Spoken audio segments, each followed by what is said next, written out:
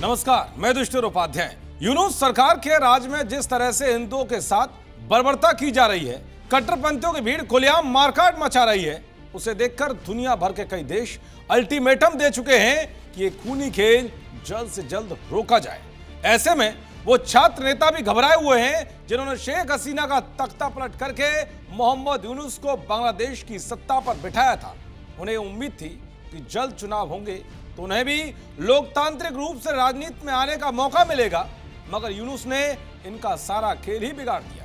यूनुस ने कट्टरपंथियों की जमात को ऐसी खुली छूट दे दी कि अब वो इन्हें कंट्रोल नहीं कर पा रहा है। अब इन्हें कंट्रोल पाकिस्तान की जिहादी एजेंसी ISI कर रही है, जो किसी भी तरह से जमात इस्लामी का शासन लाने की कोशिश कर रही है। बांग्लादेश को भी पाकिस्तान की तरह कट्टर इस्लामिक मुल्क बनाने की तैयारी हो रही है, जिसे NCP का समर्थन मिला हुआ है। वही NCP जिसका गठन पिछले साल शेख हसीना की सरकार के खिलाफ हुए हिंसक विरोध प्रदर्शन के बाद छात्र नेताओं ने किया था। लेकिन उस्मान आदी की हत्या के बाद अब यह पार्टी टूटने लगी है। हसीना का तख्ता पलट कराने वाले नेता अब पार्टी छोड़कर जा रहे हैं।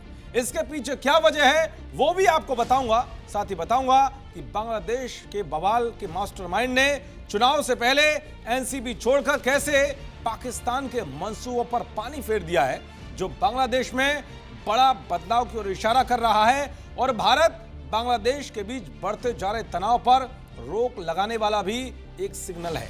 दरअसल बांग्लादेश में लगातार बिगड़ रहे हालातों को लेकर जिस तरह से पाकिस्तान जश्न मना रहा था, अब वहां कुछ ऐसा बदलाव हुआ है जिसका पाकिस्तान को डर लगा हुआ था, क्योंकि चुनाव से पहले वो NCP खाली होती जा रही है, जिस पर मुनीर और शहबाज ISI के जरिए कब्जा जमा रहे थे और बांग्लादेश को पाकिस्तान बनाने की साजिश रच रहे थे। नेताओं के NCP छोड़ने की बड़ी वजह वो जमात इस्लामी है, जिससे NCP ने हाल ही में गठबंधन किया है।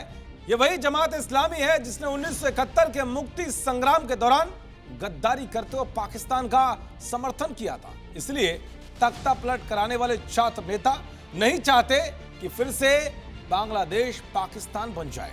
वैसे तो जमात इस्लामी जैसे कट्टर इस्लामिक संगठन से गठबंधन करने की वजह से NCP के कई सीनियर छात्र नेताओं ने पार्टी छोड़ दी है, लेकिन अब बांग्लादेश में बवाल कराने वाले मास्टरमाइंड महफूज आलम ने भी NCP छोड़कर पूरे पाकिस्तान में हड़कंप मचा दिया है।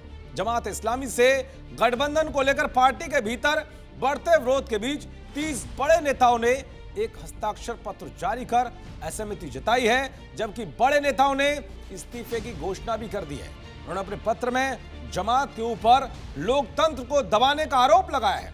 इसके साथ ही 1971 के युद्ध में जमात ने पाकिस्तान का साथ दिया था, इस बात को भी प्रमुखता से उठाया गया है। कई नेताओं को एहसास हो गया है कि अगर बांग्लादेश में जमात का कंट्रोल रहा तो ये देश को पाकिस्तान को सौंपने जैसा होगा और ISI बांग्लादेश को भारत के खिलाफ आतंकवाद का लॉन्च पैड बनाने की कोशिश कर रही है, जिससे भारत के साथ संबंध और खराब होंगे।